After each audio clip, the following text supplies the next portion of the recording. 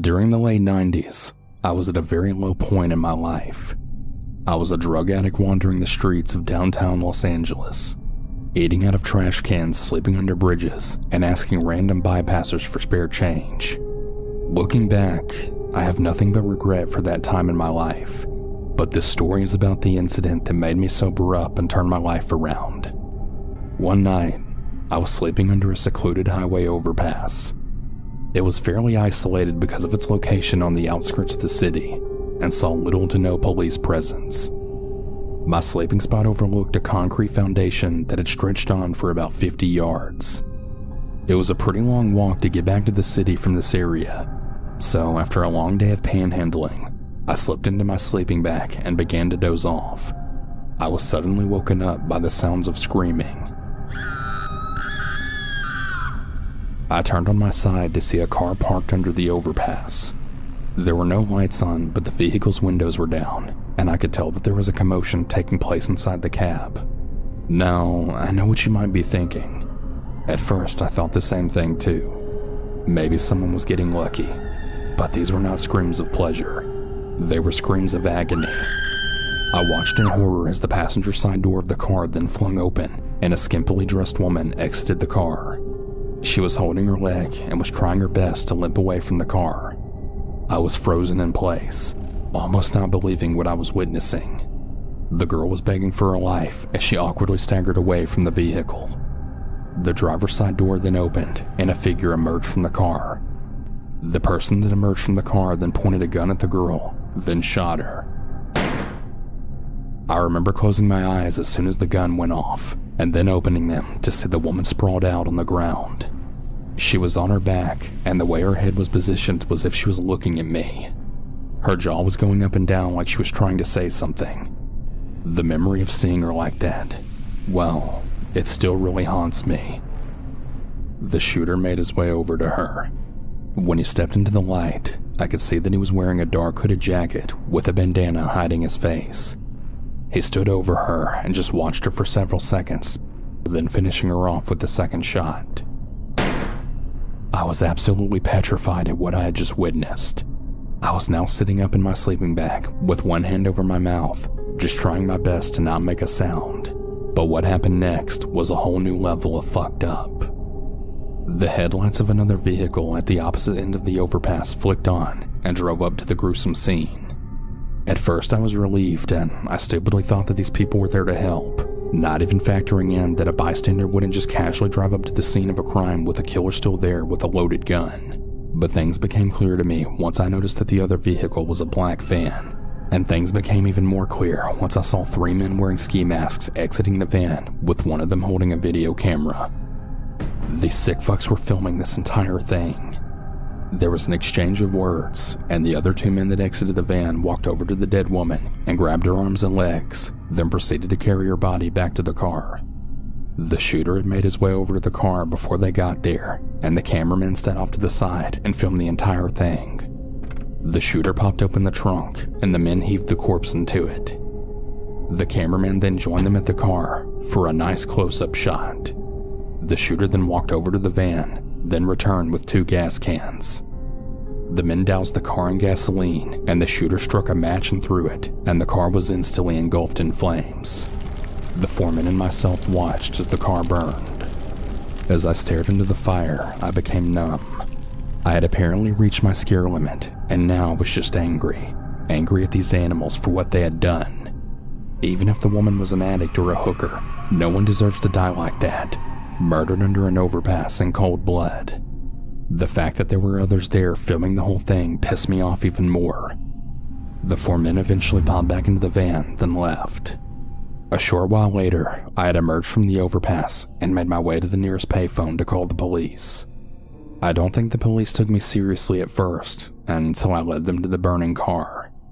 I was questioned for hours by detectives, and yes, they did suspect me, a homeless junkie, of foul play, but I stuck to my story.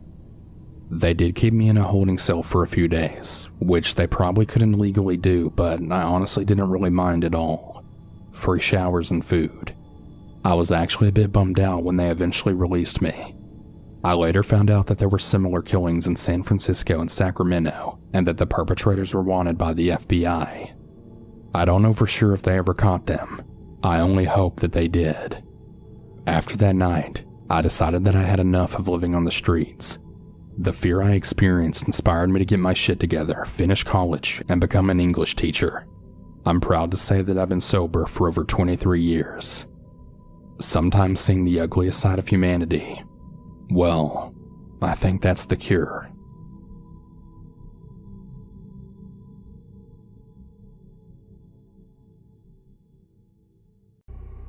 Before my husband and I got married, we were living together in a mediocre apartment complex in a similarly mediocre part of the city. Now, it wasn't an especially dangerous place, but security at the complex was severely lacking. For context, I once had my car stolen right out of the parking lot in broad daylight without anyone noticing. Another issue with the complex's parking lot was its shortage of spaces. This was usually more of an annoyance than anything, but on one occasion, it had put me in very real danger. I was still finishing my degree at the time, and I had night classes that, in combination with an hour-and-a-half commute, left me getting home on most nights well after 11 p.m. Often I was lucky enough to find a space in the main parking lot by my building, but there were a few occasions when I found myself having to park in a much farther lot. This lot was very poorly lit, it had no buildings near it, and usually had very few cars in it. It was creepy in and of itself, but what really scared me about it was the extended walk from it. As a 21-year-old woman, I had already had plenty of experience with creeps, late-night walks, and unpleasant combinations of the two. But usually those walks were down a street or somewhere more public. Walking alone through this big, dark, empty lot really made me feel like sitting prey. No one had noticed when someone stole my car in the middle of the day. Why should I expect anyone to notice if something happened to me there in the middle of the night? With all this going through my head most nights to begin with, there was one evening in particular when getting out of my car just felt like a really bad idea. Now, I'm not a superstitious person, but my intuition was buzzing from the very minute that I unlocked my door. I'd only taken a few steps when I had spotted a man standing stock still right by the dumpster near my building. He didn't have any trash, he wasn't looking through it, he wasn't smoking, he wasn't doing anything. He was just standing there looking at me. I was still all the way across the parking lot, but other than getting back in my car, there was no way around him. The dumpster was squarely in the middle of the two entrances to my building, so no matter which way I went, I'd have to walk directly toward him.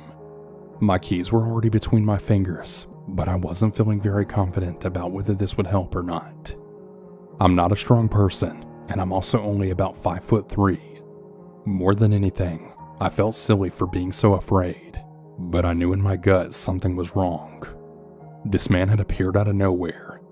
I'd driven past the dumpster on my way into the lot, and he hadn't been there. Also, I knew what everyone in my building had looked like, and there's absolutely no way that he would have had time to get there from another building between when I passed the dumpster and when I parked. As I got closer, it became increasingly obvious that I wasn't imagining the man staring at me, especially because, as I got closer, he turned his body so that he was always facing me, kind of like a sunflower, just rotating in place, always watching me. Then came the moment when I had to pass him to get to the door. I felt really silly doing it, but I turned around and walked half backwards as I got close to passing him. I left a really wide space between us as I drew near by walking in the grass instead of on the sidewalk, but I still didn't want to turn my back on him. Eventually though, I had to, and the second I did, I heard footsteps. Not just footsteps, but running footsteps. They were coming toward me and really fast. So I ran too. I sprinted to the building, ran up the steps to the door, entered the pen as quickly as I could, and then hoped to hell that he wouldn't be able to follow me. I didn't stop running until I got to my apartment door, 3 flights of stairs later. My neighbors were probably pissed about the noise, but I was terrified. The second I got in the door, I told my then fiance everything that happened between panic breaths, and he immediately called security. While he did, I went to go peek through the balcony window to see if I could spot the man. I couldn't. he was nowhere to be seen. When security finally arrived, they reported the same. No one was around. I still have no idea what the man was doing there before I got there or where he came from, and I've moved across town since then. But to that really creepy guy from my apartment parking lot, I really hope to never encounter you ever again.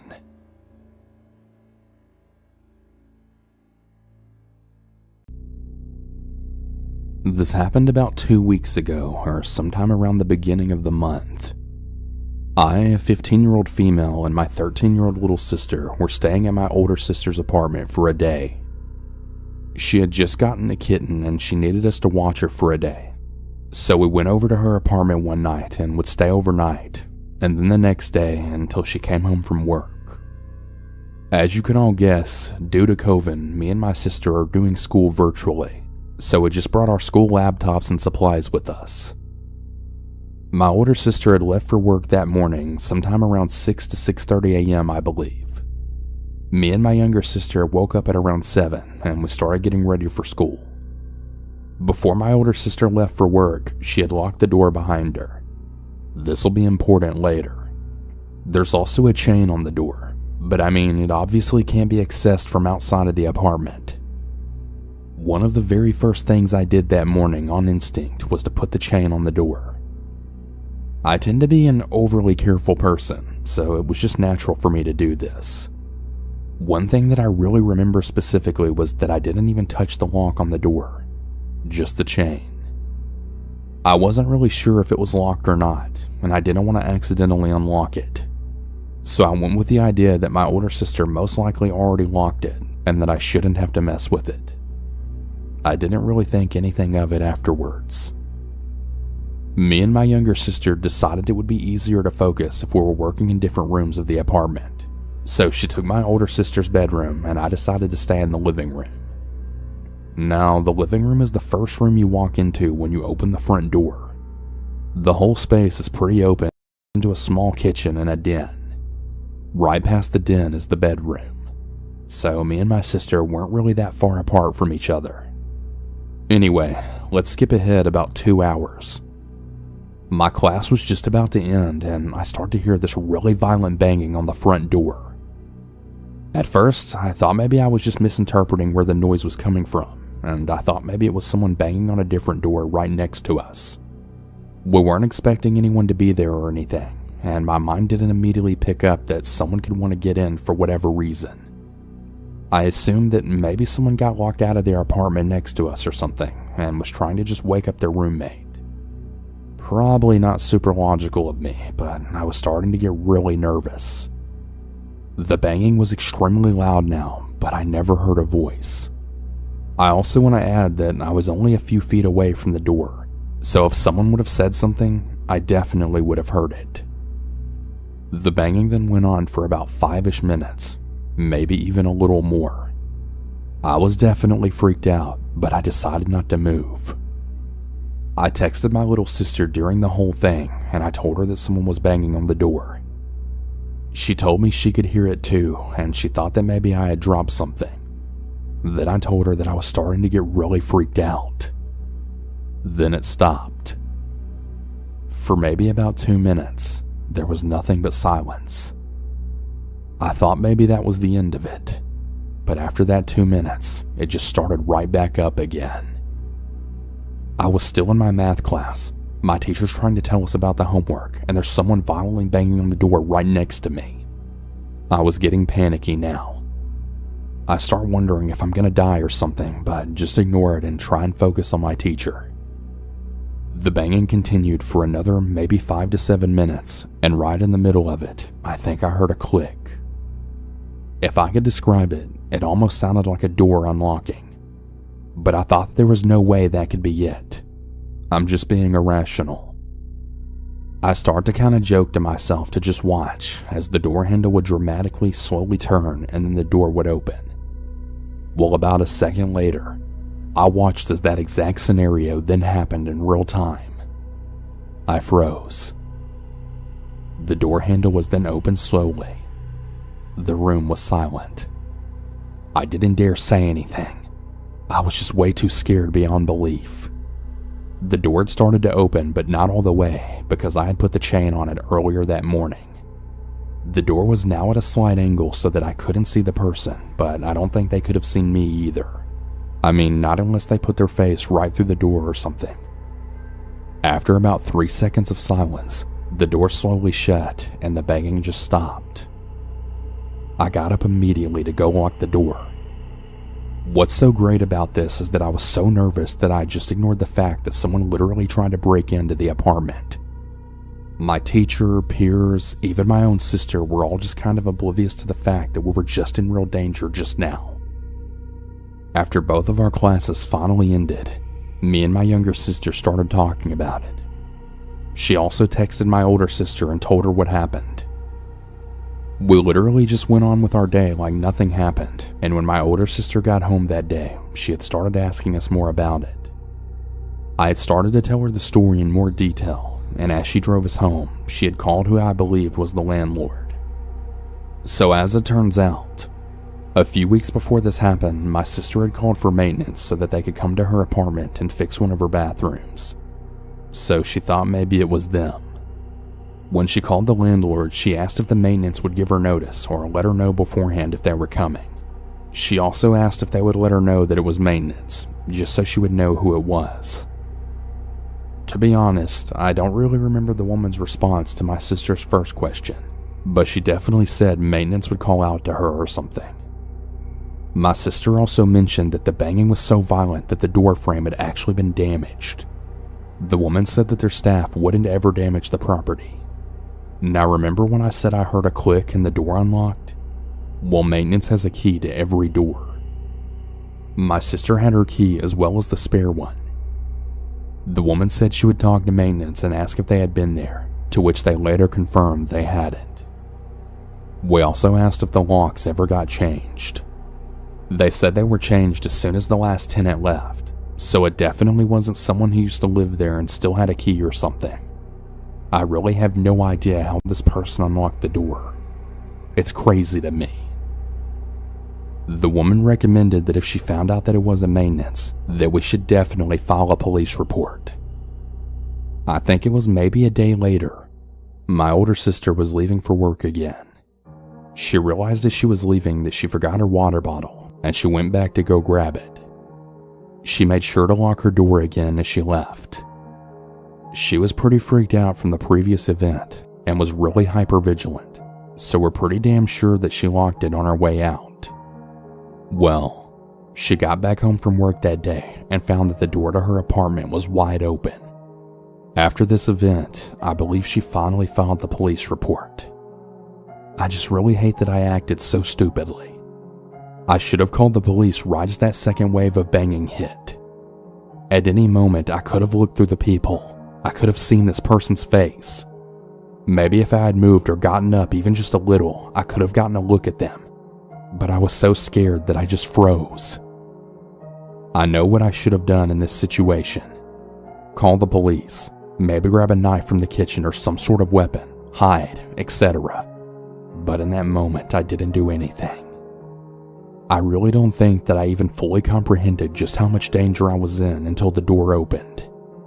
I hoped that if I didn't say anything, they would just leave. And well, I guess they did. I know I should be trying to go easy on myself. Taking that into consideration, I'm still only 15 years old. I've never been in a situation like that before. I've never really been trained for that sort of situation. I mean, unless you want to include scary movies or something.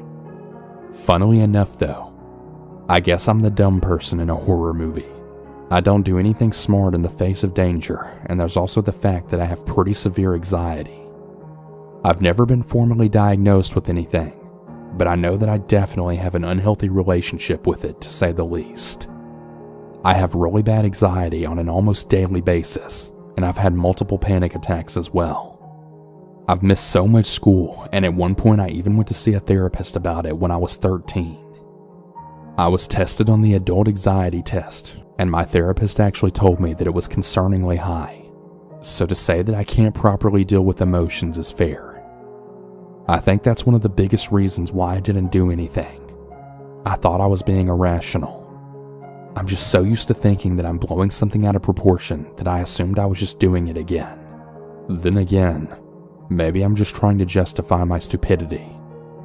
I guess I'm just still really annoyed with myself, like I could have done better. The only thing I can really do now is just to hope that nothing like this ever happens again.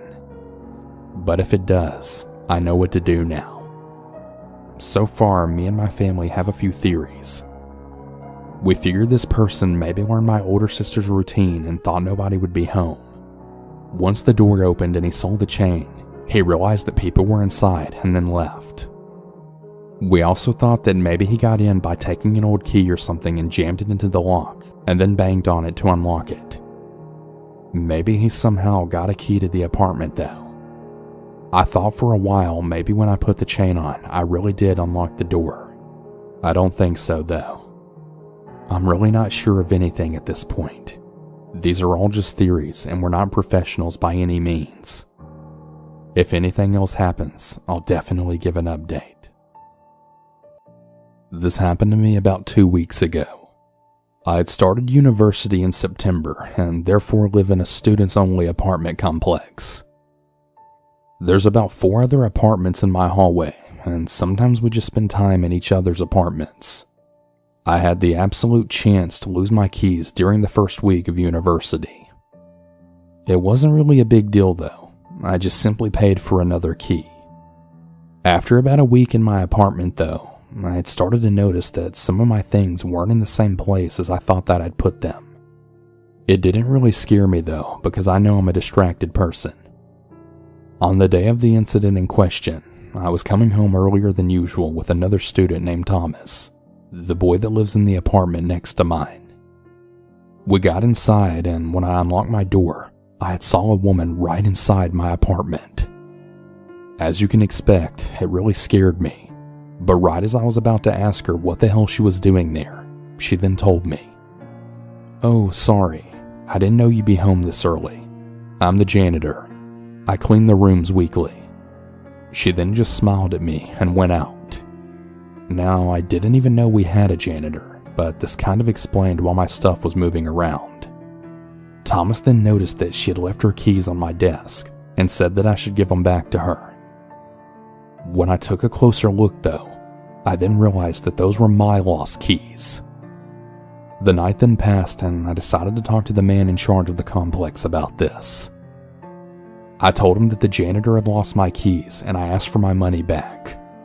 He just looked at me in total incomprehension and he then told me, "But we don't even have a janitor." Right at that moment, I just froze. Then who the hell went in my apartment for the past few weeks? Why was she there? We didn't call the police because, nothing had been stolen, but I still decided to search for cameras in my apartment, because you just never really know with these psychopaths. I haven't seen her since, and I'm really glad to know that she can't enter the complex anymore without the badge on the keys. So yeah, that was a really creepy experience.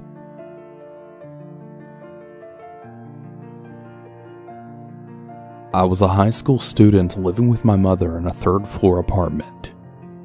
I used to sleep in the living room because the apartment only had 1 bedroom, and well, it was my mom's. I was pretty happy with the little space I had though, and I was a really happy kid. I always got up at about 6 a.m. to go to school, and my mom always got up at 5 a.m. to have time to shower and make breakfast before then dropping me off at school and heading to work. During that morning, I remember waking up and all the lights were on. Every single one of them, even the one in my room. I went to grab my phone, but it wasn't there. Okay, pretty odd. I headed to the bathroom and I saw that all the drawers and doors of every furniture we had were open. I was deeply confused at this point. Anyways, my mom came out of the bathroom and she asked me what the hell I had been doing. I told her I had no idea what she was talking about, and I thought that she did it since she was always up at least 1 hour earlier than me. I had also asked her if she had seen my cell phone, since I still didn't really know where it was. Then I saw it. Deep inside her green eyes, the realization. I could distinctly see the fear and all the pieces inside her head clicking in place. She then leaped to the kitchen and found the window wide open, a kitchen knife on the ground, and some really dusty fingerprints on the wall where someone had put weight on to climb inside. It was then when my sleepy-headed self had put the pieces together too. Someone somehow climbed all the way up to our balcony, got inside the apartment, and then robbed us. All while I was asleep in my bed right there in the living room. My mom hugged me and asked me if I was okay. I said that I never heard anything and that I didn't even wake up when this unknown person turned on the lights and rummaged through our stuff. It was super weird. They didn't dare to try and open my mom's bedroom door, so she didn't notice a thing. My grandma claims that it was some angel that protected me that night, and that's why I didn't wake up. But I don't believe in that stuff. I don't think they knew I was there either. The police never found the robber, and we ended up putting steel bars on the window. We ended up moving some time after that. This all happened to me when I was still in high school. It's been about 6 years since that happened. My mother and I have moved from that apartment, and I'm now grown and living with my boyfriend. But even today, I'm still really paranoid, and I always wonder why I didn't wake up, even though I'm really grateful that I didn't. Thank God for that.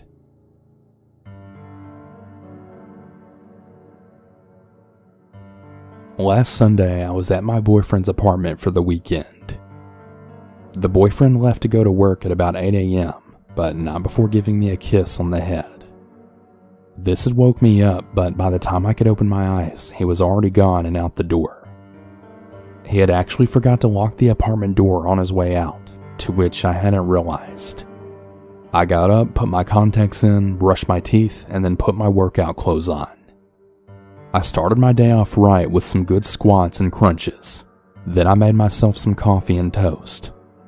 I decided to hop on the computer to look up some hotels and restaurants. Me and my boyfriend wanted to take a little in-state vacation, so that's why I was doing this.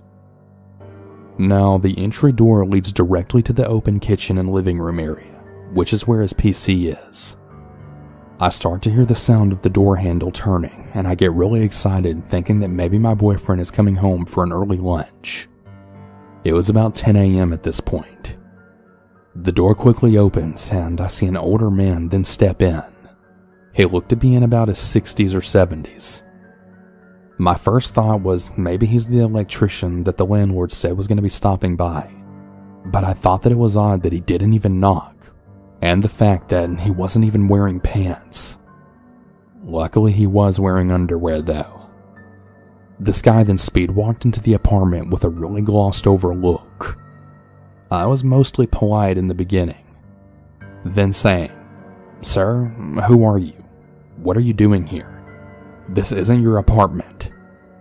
I then progressively began shouting and cussing him out, but nothing would faze him. He went straight into the dining table over a large cardboard box that my boyfriend had full of board games. He then sat on them. He literally sat on the games. It looked like he was going to take a dump on them or something, but then he just tried laying down on the games. I then got up and ran to the bathroom, absolutely terrified for my safety as I'm only about 5'2", and definitely not as strong as I'd like to think I am.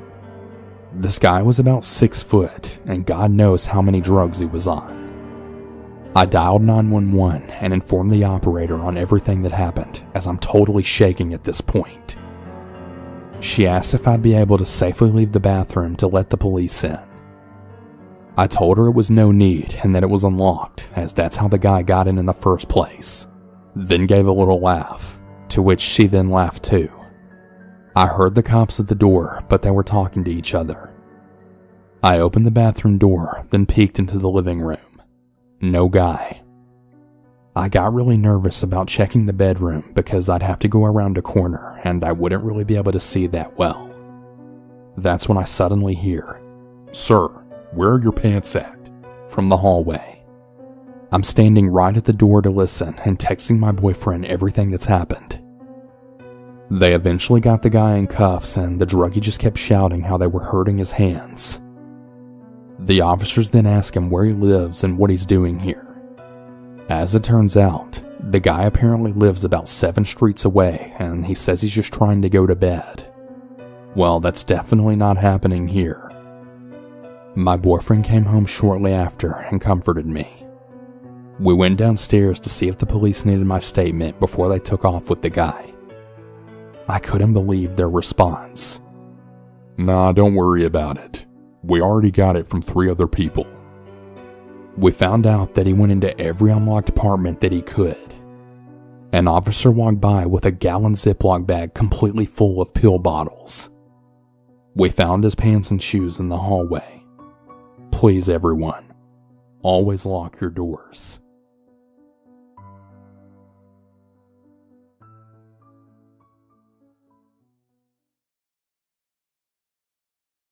Hey everyone, this episode has been sponsored by HelloFresh. With HelloFresh, you get fresh pre-seasoned ingredients and mouth-watering seasonal recipes delivered right to your door. Skip trips to the grocery store and count on HelloFresh to make home cooking easy, fun, and affordable. And that's why it's America's #1 meal kit. Enjoy a wide variety of easy, delicious options for all 3 meals a day, plus every snack and special treat in between within the HelloFresh market. HelloFresh's high-quality fresh ingredients are sourced directly from growers and delivered from the farm to your front door in under a week. Contact-free, of course. I love HelloFresh personally because it just really comes in handy on nights where I just don't really feel like cooking, especially on nights when I'm just getting home from the gym. It just really makes things so much easier on me. Go to HelloFresh.com/dinner14 and use code dinner14 for up to 14 free meals plus free shipping. That's HelloFresh.com/dinner14 and use code dinner14 for up to 14 free meals plus free shipping. HelloFresh, America's #1 meal kit. Alright everyone, let's get back into the stories. This happened a couple of months ago, and I'm finally feeling safe being alone again. It was around 1:30 p.m. when my dog started barking for me to take him outside. I had put him on his leash and walked outside my first floor apartment, leaving the door unlocked behind me like I had done a million times before.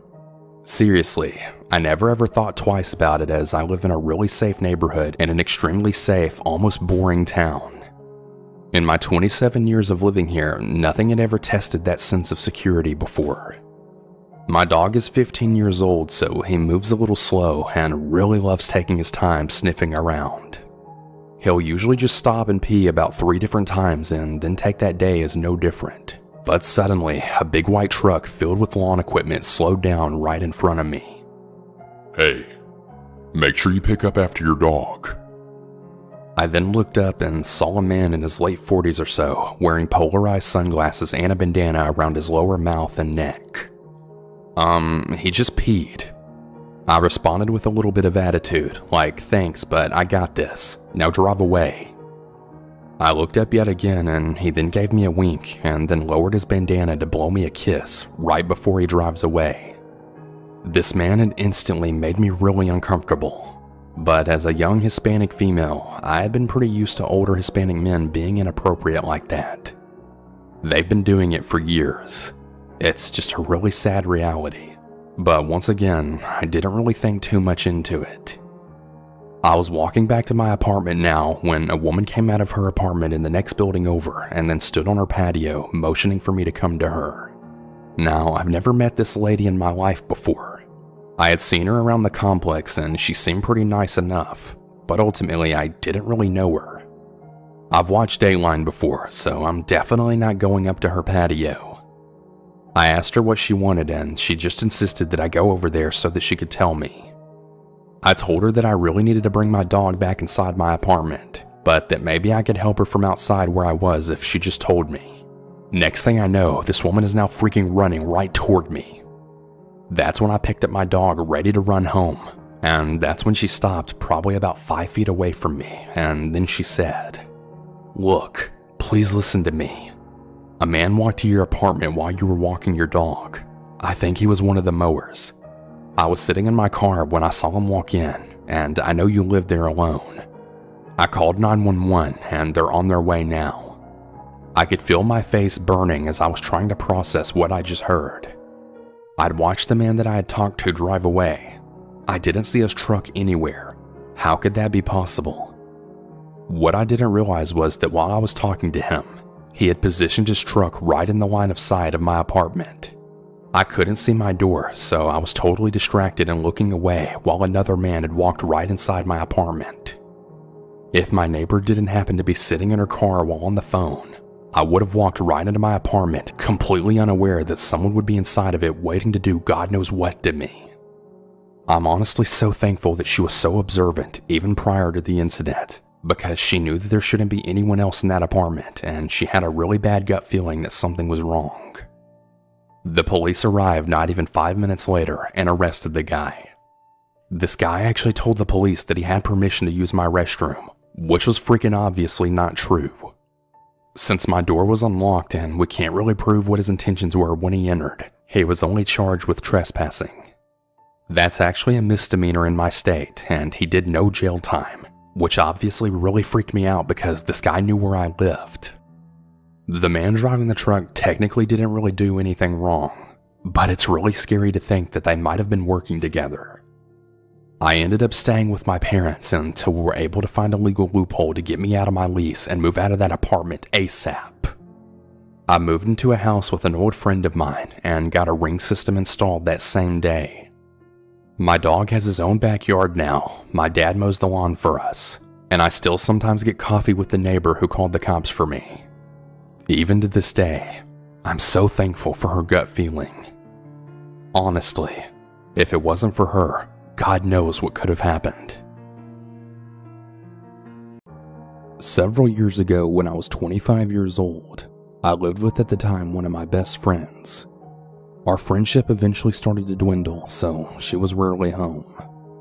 This night, however, she ended up staying at our place and then heading to bed pretty early.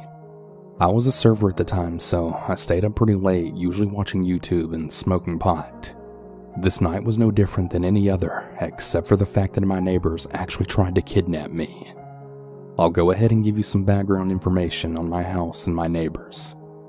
We lived in a 3-bedroom house with 2 bedrooms and the kitchen facing the crazy neighbors. They were a younger couple living in a smaller mill house. They were constantly coming to our door asking for handouts. Now, normally I'd be really happy to help a neighbor out, but they would come over and ask for crazy things like for us to fill up an old Mountain Dew bottle with water because theirs had shut off or something, as well as for beer, and they once literally asked us for $1. They would consistently be knocking at our door to ask for help, and whenever we wouldn't answer, I would peek through the window to either see them jacking cigarette butts from the ashtray or pressing their eyeballs against the door peephole to see if they could spot us. It was really strange. Anyway, there I was smoking some weed and watching some YouTube on my couch when I then heard a knock at the door. I rolled my eyes because I knew exactly who had came knocking. It was 11 p.m. and I checked the peephole, and sure enough, it was the boyfriend right on my porch. Normally I'd just walk away and continue with my life, but he looked like he was in distress this night, so I opened the door to see what was up. Hey, I just wanted to come over and see if you would film my engagement. I got my girlfriend a ring here in my pocket, and I need you to follow me to my backyard and film it for me. Baffled but really curious, I told him congrats and said that I'd be out in just a second and just needed to put my shoes on. I shut the door behind me, then locked it. Quickly, I ran into the back room that looked out into their backyard. I started peeking through the blinds to see the setup. Nothing. It was pitch black darkness. There was absolutely no sign of decorations or anything like that. Now naturally, I woke up my roommate to tell her what was going on. Yeah, screw that, she said to me, and we both walked back up to the door after the boyfriend started banging on the door. I looked through the peephole again. I couldn't really see anything and I was really confused. That is, until I saw him pull his eyeball away from the peephole. I quickly turned around and then put my back right up against the door. My roommate came running back to the door from her room holding 2 wire hangers for protection. We both just clung onto the hangers and sat up against the door until he finally left. We were so freaked out, but we wanted to make sure that we weren't overreacting. We decided to go out our back door and hopped into her car so we could do a drive-by. They always had their front door open and they also didn't have any blinds, so it was really easy to see in their house. Very slowly we crept by in her car and peered into the living room. Sitting on the couch and all staring at the wall was there the couple and the older man. We sped off and we ended up staying at a friend's house that night. I never answered the door for either of them ever again. One day I came home from work and there was an older lady that was parked in their driveway. She walked up to me as I got out of my car and asked if I knew where the neighbors were. I told her that I hadn't seen them in quite a while, and she informed me that she was the owner of the house. She told me that they were months late on rent and it finally came to evict them. She entered the home to find it completely trashed, needles and garbage all over the place, holes in the wall, and literally shit on the floor. I told her I was really sorry to hear that she had to deal with all that, but that I was happy they were finally gone. I'm really not 100% sure what was going on that night, but I'm really glad that I didn't follow him to the backyard. Who the hell knows what they actually had planned? I want to start off by saying that I've never told this story to anyone. I'm a 32-year-old female, and my name is Kara. It all started about 2 weeks ago when I moved into my new apartment. I was all moved in and everything because I live alone, so I didn't really have much stuff to unpack. Later that day, I grabbed my purse and keys to go to work for the day. I was walking to my car when I saw someone start to approach me. It was a woman who looked to be at least 45 to 55 years old. It was very obvious that she was a smoker. She also looked really sleep-deprived, skinny and frail, and she had very noticeable eye bags that seemed to get worse the more I looked at them. "Hello, miss. You must be the new neighbor," said the old woman with an extremely damaged voice caused by years of smoking. "Yeah, I just moved here 3 days ago." I responded as polite as possible, then I noticed she had something in her hands that she hid behind her. She looked really excited to show me what it was. Then she noticed that I saw it, and that seemed to make her even more excited, and she had a huge smile on her face. It was horrible. Her teeth were uneven and rotting, she was missing teeth, and her gums looked like they had been bleeding earlier in the day. Her lips were also blistered and dry, and she scared the absolute crap out of me. "I want you to meet someone," she said to me. She then showed me what she was hiding behind her. Her name is Jambalaya. It was a very strange looking doll that kind of resembled a coconut. Thank you. Nice to meet her," I said. I just told her what she probably wanted to hear to avoid any drama. I also had to wrap things up soon before I was late for work. "Sorry, but I have to get to work. I'll see you later, ma'am," I said in an apologetic tone. "No need to be formal with me.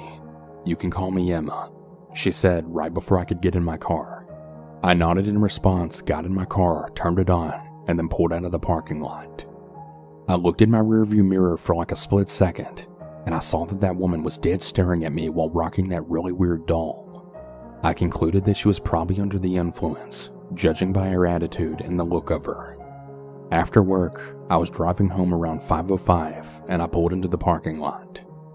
When I drove in, I saw Emma in the parking lot just sitting in the middle of the road playing with Jambalaya. What the hell is she doing? I mumbled to myself in complete shock as I drove past her. She saw me in my car and she gave me a sinister, rotten smile. I smiled back, just trying my best to keep my composure. I parked and stepped out of my car. "Please don't come over here. Please don't come over here," I repeated in my mind as I walked to the entrance. I avoided eye contact as best as I could, but I ended up looking at her because I heard her saying no and singing something. So I just kept walking, but I also kept looking at her. "Jambalaya, Jambalaya, Jambalaya," she sang in a low, creepy voice. She was singing it really slow and just kept repeating the doll's name. I walked a little faster, and right before I walked in, I looked back to see if she was still singing, but she wasn't. She was stood up holding that doll in one hand, and the other was on her heart. She was visibly upset for some reason. We were just standing there staring at each other for what felt like hours. Then I broke my trance and mouthed an apology, and then walked in my apartment, not looking back this time.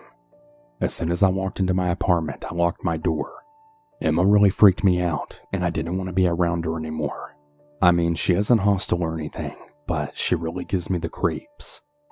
I put down my stuff and walked to my room, turned on the lights, flopped on my bed, and then sighed. I then got back up and I started cleaning up my mess. I walked to the window, slightly scared of what I might see. Nobody. I was really relieved. Part of me was expecting Emma to be looking at me from my window. I woke up at a really uncertain time and looked over to my bedside table to pick up my phone, then realizing that it was 4:30 in the morning. I tried to figure out why I woke up and turned the bedside light on because I was wide awake for some reason. It was kind of unnerving because I didn't understand what was happening. As I was laying there in my bed, I started hearing really weird tapping noises and then froze. Being the person that always listens to scary stories and has become a little paranoid, I started to freak out. I didn't really know if I should get up and go see what was happening or just stay in my bed and wait for it to pass. The tapping had stopped after about a minute, and I had just heard shuffles and something like a whisper. At this point, I was definitely freaking out, but I really didn't know what I should do. All of a sudden, everything went quiet for about 5 minutes. I was still too scared to get up when all of a sudden my front door slammed super loud. This freaked me out so badly that I got up from my bed super fast, looking in every room trying to figure out what the hell just happened. I didn't see anything, so I was starting to freak out even more now, thinking I was going crazy. The last place I checked was the bathroom, and I looked in the shower to see if somebody was hiding in there. To my surprise, there was something in there, but it wasn't a human, and right after I saw it, that was when I realized who had been in my apartment. It was the doll. I have no idea why she wanted to break into my apartment just to leave this stupid doll in my bathtub. It makes absolutely no sense, and I still have no idea why she did it. After this event, I realized just how crazy this woman really was and how dangerous she could be. How was she able to break into my apartment, and how long was she in there, and what exactly was she doing other than leaving a doll in my bathtub? Later that morning, I looked around the whole apartment trying to figure out just how she broke in. After about 10 minutes of searching the apartment and checking every door and window, I noticed that my bathroom window was unlocked and even still opened ajar. This freaks me out so much, and I instantly become mad at myself for forgetting something as important as locking all your doors and windows. I knew right away this is how she managed to break in, and she must have just went out the front door because it was easier. I went to the apartment manager and staff and explained everything that had been going on, and how I would possibly be moving out soon due to this crazy-ass person I was living next to. Thankfully, they really understood my situation, and they said they would be talking to Emma about what had happened. They offered me next month's rent for free if I stayed. I decided to accept this offer since I had just recently moved in, and I didn't really have a lot of money on me at the time. Around a week later, after nothing else had happened, I heard from the apartment staff that Emma was getting arrested and possibly getting sent to a psych ward. They explained to me that after the manager had tried to talk to her about what was going on, she had confessed to breaking into my apartment, to which she then became furious and denied the whole thing. She had a mental freak out and was taking it out on the manager just because he tried to talk to her about her actions. This led to her getting aggressive and being arrested. I have to say, I was pretty damn happy about the news of her being arrested because that meant that I didn't have to worry about her anymore, and it gave me a lot of hope for my new apartment. I threw that doll away and decided to move on with my life that year after experiencing all that hell. I never want to go through something like that again. So I'm in my early 20s and female. I moved out on my own for the first time about 2 years ago.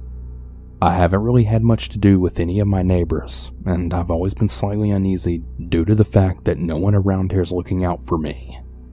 If anything seems off, literally no one would even notice or do any investigating to make sure I'm okay. Last year I noticed a man that was constantly walking his dog in the grass area behind my home. This isn't unusual to see, it's a pretty common area for my residents here. His dog is super cute and my cat liked to play with it through the glass door out back. They would chase each other back and forth and put their paws up on the glass and such. You know, real cute stuff. Well, one day I was outside and his dog came running up to the porch with glee and to get pets and say hi to his kitty friend, my cat. Now, this is the first time that I actually spoke to this neighbor. We'll call him Mark. So Mark seemed decent enough and we got along just fine. We started hanging out pretty often in a short time period because I'm a smoker and he was letting his dog out all the time. And it was also summer, so we would always run into each other quite often. Most days we would spend an hour or more after work just talking. This lasted for a couple of weeks. I gave him my phone number and I was just really happy to have a friend in my complex now. I will say, however, he was clearly very interested in either having a romantic relationship with me or friends with benefits. I was very honest with him that I really wasn't interested in either of those at all, and I actually had to tell him this quite often. Frankly, I was getting rather irritated that this always came up several times every time we spoke. He rather quickly was really trying to get me in his house, from the first time we talked until the last. He always offered multiple times every time I saw him. I always said no and blamed it on me being COVID cautious. Well, he quickly got tired of that excuse, and he invited himself into my home as well. But of course, I always said no. One day he came out while I was smoking with a bottle of wine and a couple of glasses, saying that I had to try it because it was really delicious. I happened to instantly notice that the seal on the bottle was broken, but it also didn't seem like anything was drank. The bottle was filled to the brim. So he pours a couple of glasses and doesn't drop a beat in telling me, "Go ahead, take a drink." I felt very uncomfortable, but I didn't want him to feel like he was being accused of anything when he was just trying to be a really nice neighbor. After all, he poured himself a glass of this very same stuff, right? I mean, what's the worst that could happen? Well, my mama still raised me better than that, so I totally faked a sip and said it was good. After any sentence that either of us had, he would tell me again to take another drink. I told him that I don't really drink though, so I'm pacing myself. But I did say that I noticed he hadn't drank any, and to just please go ahead. He didn't reach for his glass right away, but in the middle of speaking, he reached for his cup and then knocked it over, spilling the wine all in the grass. He brushed it off rather quickly, and he told me it was my turn to drink now. That's when I then said, "But you still haven't even drank anything. You spilled your drink. Pour yourself another glass. I don't want to drink this alone." So he did. He still didn't drink anything. He did tell me a few moments later, though, to drink mine. I told him that he needs to catch up, and we basically just kept doing that same old thing in circles. He reached for his glass again, and guess what? Spilled it yet again. Wine is all in the grass once more.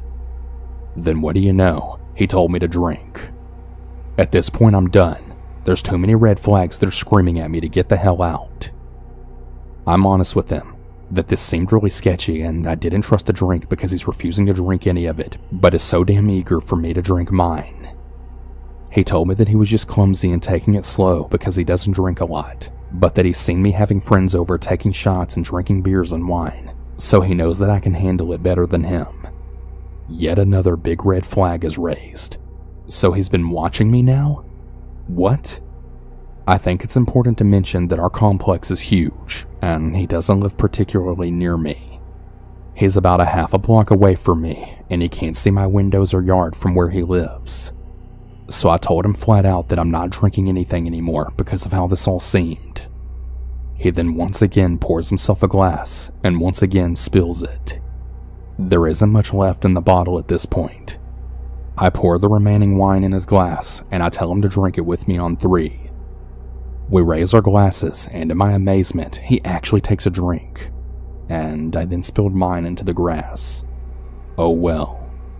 He then comes out about 2 nights later while I was smoking, and instantly starts complaining to me that I wouldn't date him or have sex with him, and that he just really doesn't know why all girls are like this. He starts getting really loud and shouting at me, asking me what the problem with him is, and why I won't do these things. I told him that I had been honest with him since I had met him that I'm not interested in that, and that it isn't him specifically. I'm just honestly not interested in that from anyone right now. He still shouted at me, and he was starting to complain about his ex and her dog. Yes, her dog. He then proceeded to tell me how he used to abuse the shit out of that dog, and then went into detail about how he wouldn't feed or water it because it used the bathroom in the house, and how he would kick it really hard. I'm absolutely horrified at this point, especially considering the whole time he's been telling me this story, he's been playing fetch with his own dog. His dog always seems so scared of him, and I'd actually even pointed that out in the past. He would tell me that his dog's previous owners were abusive, so he's just very scared and distrusting. The dog was always very excited to see me though, and would always cuddle up with me and stay right by me, so I just always thought I was extra special. But now with that newfound knowledge, I think that poor dog is just in an abusive household.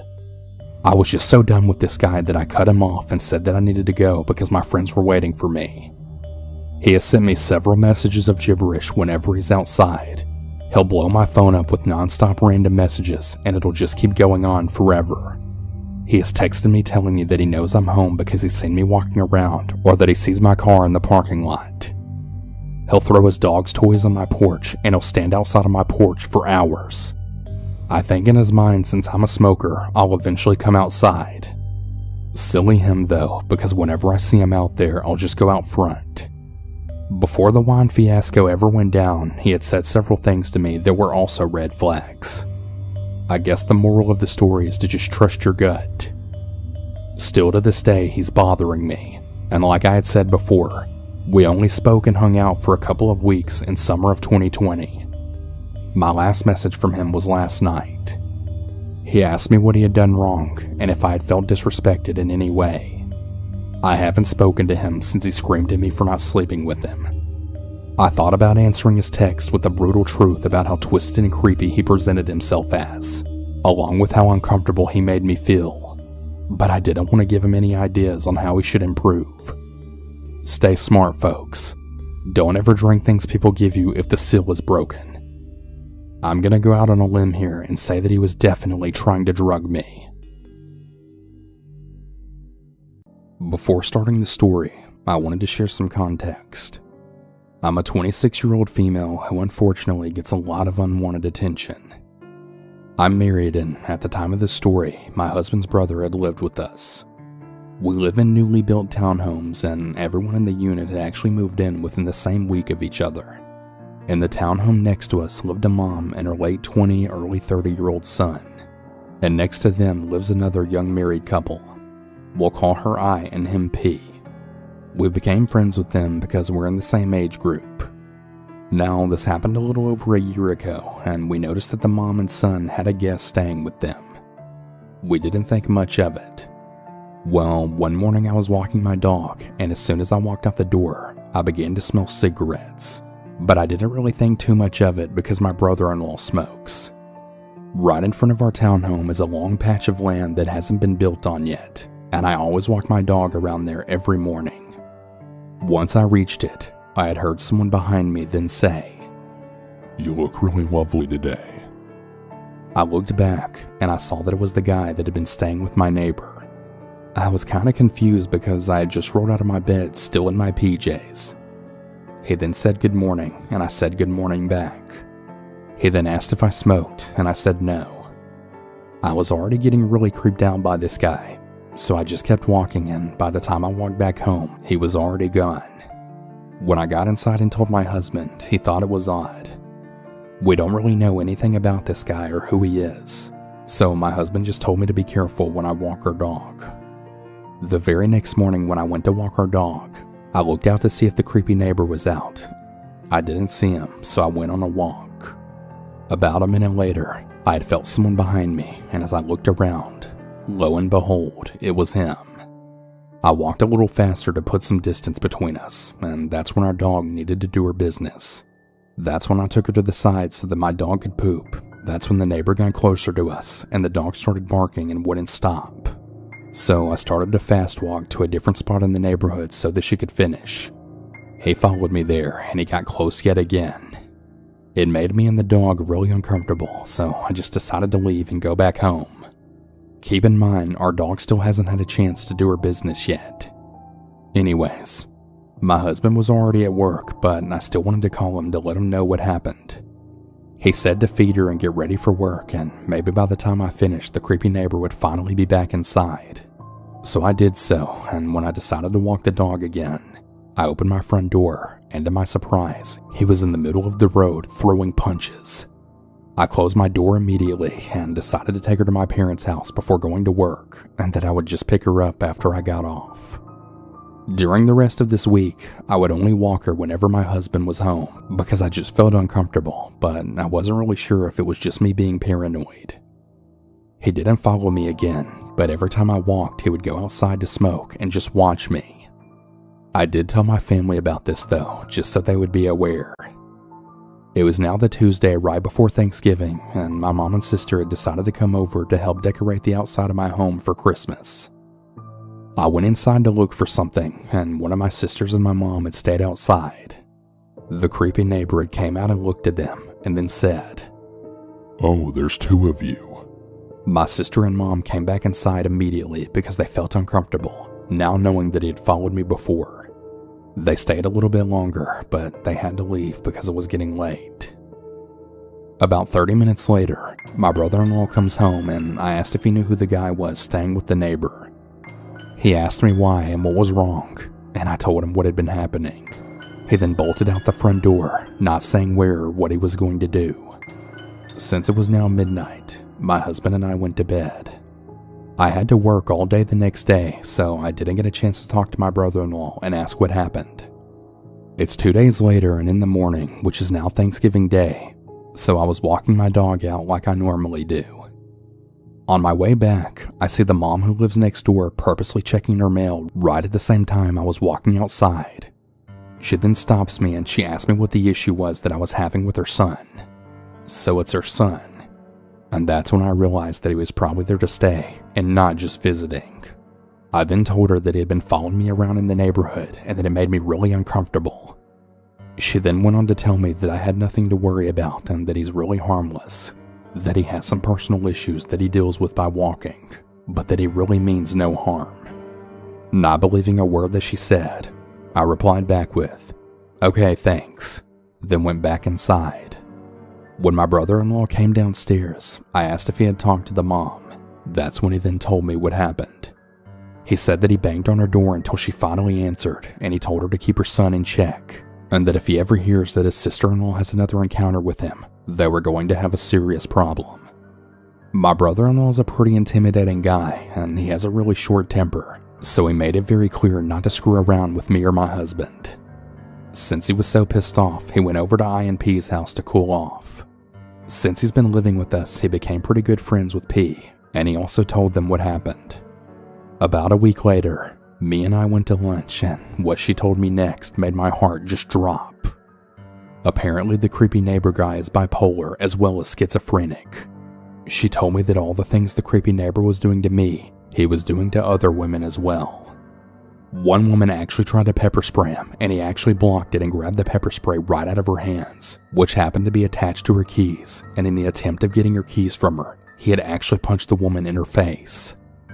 The woman called the police and got a restraining order on him, so he couldn't live in the apartment complex anymore. His mom put him in a hotel while she figured out his living situation, and he was creeping out the other guests over there as well. The manager tried to kick him out, but the creepy neighbor started talking a lot of nonsense and threatened to shoot up the place. The manager had to get the police involved just to get him out of there. They had finally kicked him out, so he went to live with his aunt until his mom's lease was up and she was able to move. So that's why he lives with his mom again. The mom actually has the audacity to say that her son is harmless when he's even hit her. She's afraid of her own son. The mom told I this way before he ever moved back in with her. I haven't had an issue with him since my brother-in-law went over there. Luckily, I work enough to be out of the house, but I still try to avoid being home alone. It's absolutely horrible not feeling safe in your own home.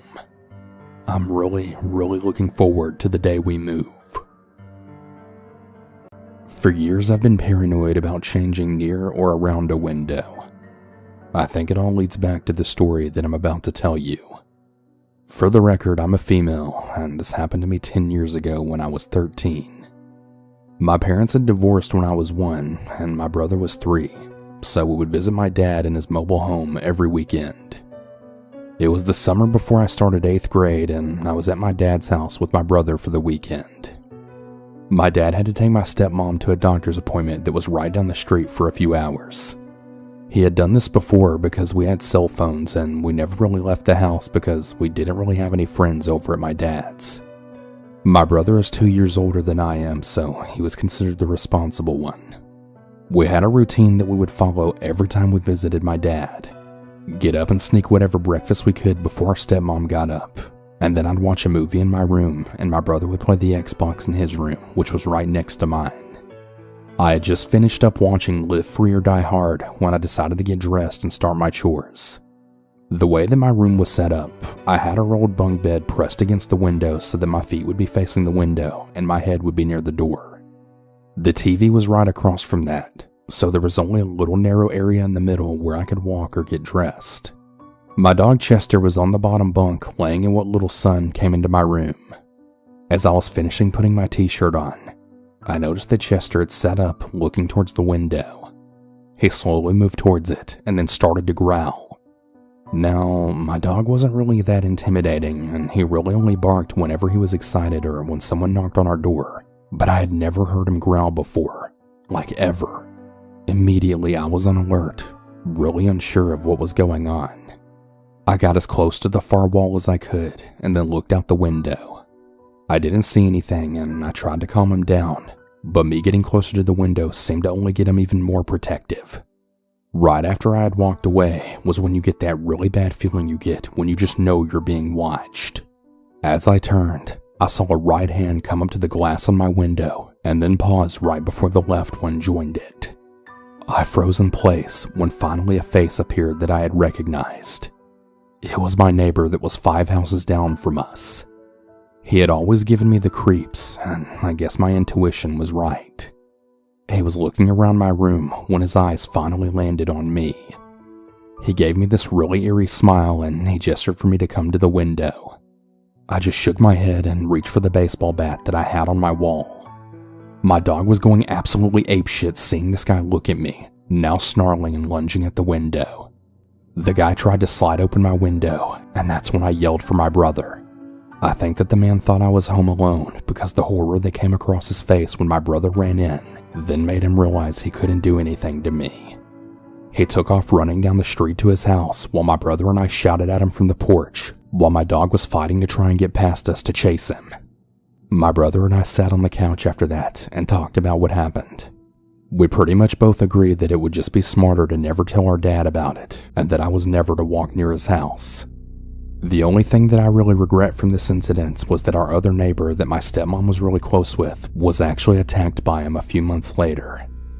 I had felt that because I didn't say anything that I'd actually allowed it to happen. Luckily she wasn't hurt, but when I told her about the man and what he did, she gave me a hug and she agreed that it wasn't something to tell my dad, but that she would handle it. I guess she did, because a year later he was then gone and I never saw him again after that. I only really told my dad's mom about the incident when she had moved into the house and I was already 21 years old and didn't stay the weekends anymore. I told her to never tell my dad because I just knew how he'd react. Well, that didn't happen, and later that night my dad ended up chewing me out for not telling him.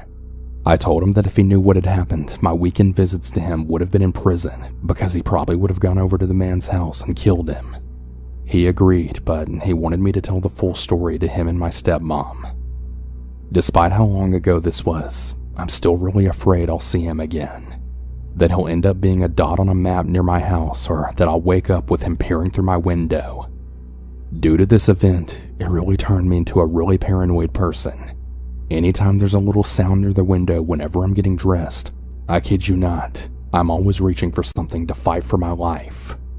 If it wasn't for my dog and the fact that I changed so fast, who really knows what the man would have tried to do to me or what he would have seen when he looked in my window. To everyone out there, please stay vigilant and always trust your gut.